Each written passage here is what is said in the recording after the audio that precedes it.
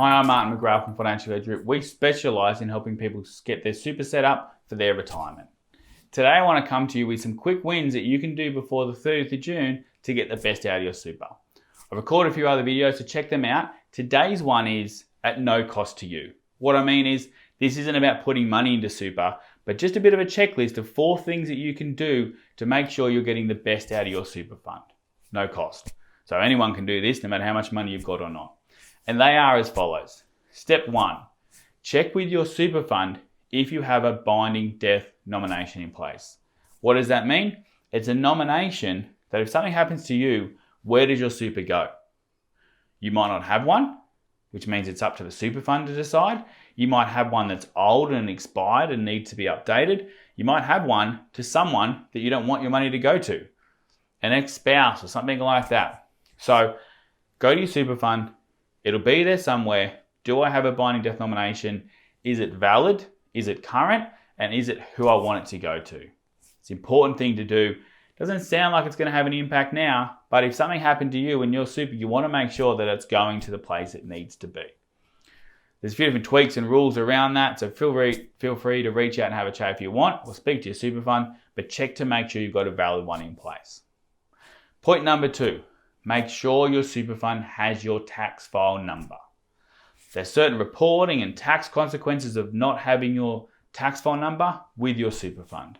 Now, hopefully it is, and in 80 or 90% of the cases it is, because you often needed that to set it up. But if work's done on your behalf or something like that, or it's just a super fund that's been floating around for a while, go to them and make sure they've got your tax file number. It's an easy, you can usually update it online, call them up and do it. Maybe it's a form, but make sure they've got your tax file number.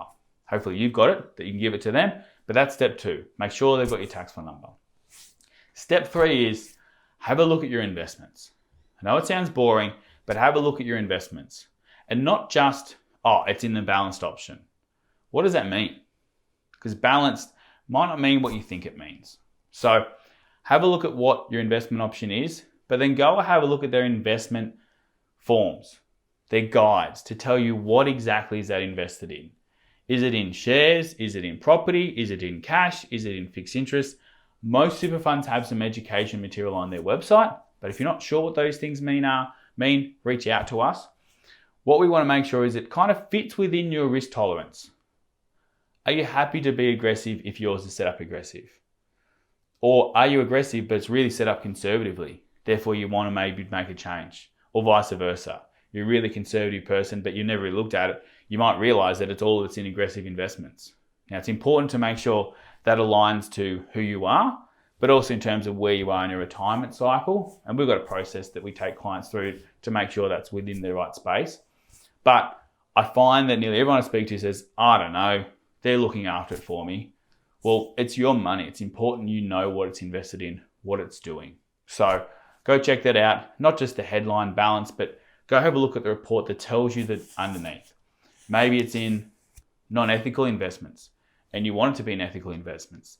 There's a variety of things that you can do to really understand what your super fund is invested in and what it's doing. 4th tip is have a look at what insurance is in your super fund. A, do you have some? B, what types do you have? Life cover, TPD, income protection, what do they all mean? Again, that'll be on your super fund's website.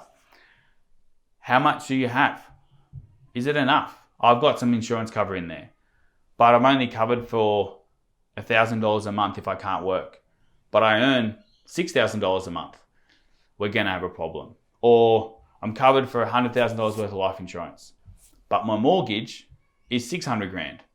That's going to be a problem. So importantly, go see if you've got some, what it is, how much you've got, and also importantly, how much you're paying for it. Now, most of them are cost effective, but sometimes they're not. And feel free to reach out to us if you want to explore that. Am I paying too much? Have I not got enough? All that kind of stuff. But again, understand what you've got. At least then you can make a decision from there. So hopefully that's been helpful. And in terms of what they are, binding death nomination, who is it? Where's it going? Tax file number, investment strategy, and insurance. Check out those things. Won't cost you a cent. Maybe take you a little bit of time, but trust me, it'll be to your benefit in the long run for sure. Hopefully that's been helpful. If you've got some money, that perhaps you could boost your super with, check out some of our other videos, but here's one that effectively doesn't cost you anything that you can take action on today.